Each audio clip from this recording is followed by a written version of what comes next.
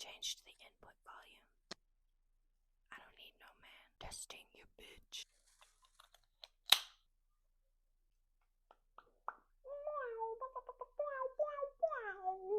Asana breakdown. Oh God, here we are. Hi, hello, my name is Jordan and welcome back to another Asana breakdown. As promised, today we will be coming into a very bendy shape, and it does require a little bit of warming up for the body. I can tell you, when I discovered this pose, I threw myself into it. Pain for like 72 hours. So in order to save you that trouble, we'll do a little bit of warming up. Nothing crazy. I should probably tell you what the fuck we're doing. Oh, Jordan, do you know what you're doing? Maybe. Oh my God. Compass pose. Ho, ho, ho, buddy. All right, that's one way to wake up from a nap. As you can probably gather, we're going to want to create some space in the hamstrings and the side body. Easiest way to do that is going to be from our downward facing dog. So in your tabletop shape, tuck the toes, sit back towards the heels, take a deep breath in, wrap the arm bones out, shine the elbow creases forward. Feel that sensation of maybe opening jars on your mat. Pull the knees up, hover just an inch or so off the mat. And on your exhale, tilt the tail towards the sky and melt the heels towards the earth. And here we're going to just decompress the spine, paddle it out. Take some deep, steady breaths. Continue wrapping the elbow creases to look forward, pressing into all 10 fingerprints, almost like you're gripping the mat, like you're Spider-Man or something, or Spider Lady or Spider Person, however you identify. Grip that mat, baby. And continue with that tilting of the tailbone towards the sky. And what we'll do is bring the feet mat's width, and we're going to twist our dog, get into the side body just a bit, bending the knees, root down through the right palm, and reach the left hand to maybe the outside of the right leg. Option to straighten the legs and bend into the left elbow, maybe peek up under the right armpit, the right shoulder. Taking a few deep breaths here. And then bringing it on home, back to center, taking it to the second side, rooting down through the left fingertips and reaching the right hand through. And from here, maybe we straighten the legs and bend into that right elbow to get a little bit more leverage for our twist. Maybe peek up. And then bring it on back to center. Pedal the feet back, hips width. And from here, bend the right knee to look left. Maybe come up onto the left fingertips, roll out that wrist, and make a few circles. The left shoulder, noticing what happens when we reach forward. Can we lengthen through the waist? Maybe peek up under the left shoulder. And bring it on back to center. Take it to the second side. Coming up onto the... Oh, all right, nope. Bending the left knee to look right. Notice how this shifts the hips. And maybe we're cool hanging out here, okay? Finding some space in the right side of the body. Or maybe we continue this journey, come up onto the right fingertips. Really utilizing that hasta bandha, the hand lock of your left hand. And maybe make some circles with the shoulder, with the arm. And reach. Bring it on back to center. Step the right knee through. Kickstand right knee under the right hip, finding a supported side plank. Inhale, left arm reaches up high. Exhale, left hand swoops back and down. Inhale, reach and roll the heart open. On your exhale, lift from center. Find your gate pose, left hand down the left leg, right arm reaches up and over. Really pulling the right thumb back, maybe peeking up, breathing deeply into the right side body. And from here, we can get into the hamstrings, heart spins towards the back of your space, tense up onto the fingertips, and maybe begin to bow nose to knee. Staying rooted through the outside edge of that left foot.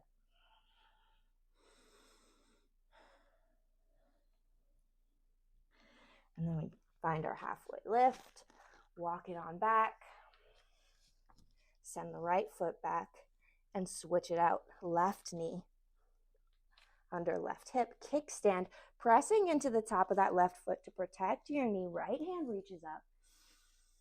Exhale, right hand swoops back and down. Inhale, reach and roll your heart open. And on your exhale from center, engage the core and lift. Tee out the arms. Right hand extends down the right leg. Left hand reaches up and back. Maybe keeping a little bend in that elbow and pulling the left thumb back. Inhaling to expand, create space. And exhaling, maybe reaching a little further with the left fingertips. Heart spins towards the back of your space and fold, just as much as feels good in your body. Maybe tensing up onto the fingertips outside the mat or holding on to the right foot. Maybe sinking the hips back just a bit.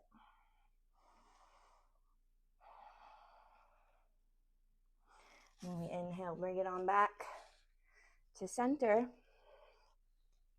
Sink the hips towards the heels, and I'd say that's about as ready as anybody's ever going to be.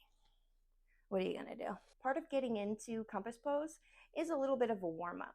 So we'll start by bringing the right heel in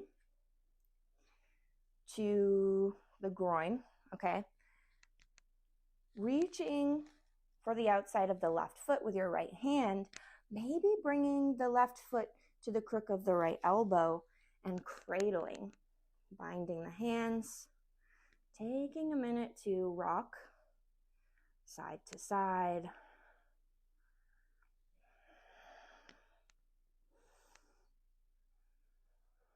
And from here, reaching for the foot with the right hand, bring it out from the chest just a bit, and see what happens when you reach your left hand through, keeping integrity in the spine, okay? We're not hunching and forcing ourselves in here. And from here, begin to walk the left knee to the top of the left shoulder. And you can keep this left glute lifted and see how it feels here, okay? Before we straighten that leg. And from here, pivot on the right fingertips, reach for the outside edge of the left foot, begin to straighten the left leg. Pressing the left thigh away with the left bicep, keeping space in the ears and the shoulders. Maybe peek up under that right elbow, or you could even bind, okay? If you happen to have less junk in your trunk, I can't bind because my booty's booty in 24/7, 365, baby. And then to come out, we always come out the way we came in. Slowly on your exhale, bending the left leg and bringing it on back. Taking a moment, just neutral, before hopping into the second side. Just noticing the effects, the space. Maybe rolling out the neck, drawing a few circles with the nose. And let's check out that second side, shall we? All right. Bringing the left heel in. Bringing the right foot, maybe starting just holding the right foot with the hand and coming here. Right hand, right knee, seeing how this feels. And then maybe bring the right foot to the crook of the left elbow. Find integrity in the spine. Maybe scooch that right sit bone up. Really hold your right shin close to the chest and rock side to side.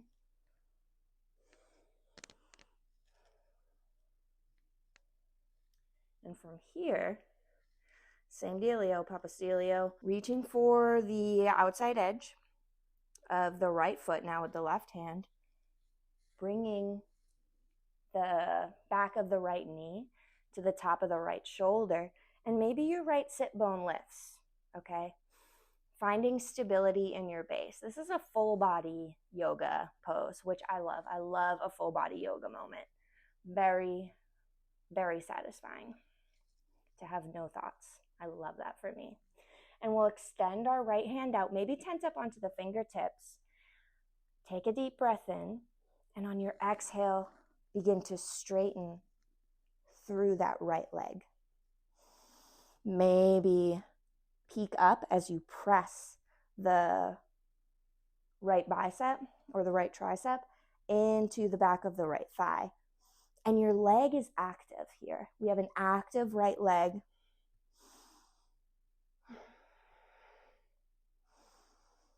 Really breathing into the opening on the left side of the body. And then slowly, carefully coming out the way we came in. Feeling the effects of, oh, buddy, yeah. Maybe kicking the legs out long. Finding a little forward fold with the knees bent to support the low back. Maybe bringing the eyeballs to the kneecaps. This is my favorite pose. Show you from the side so you can really take a gander at this bad boy. Just this. This is my favorite yoga shape. I could just pass away here. A little pratyahara goes a long way, my dude.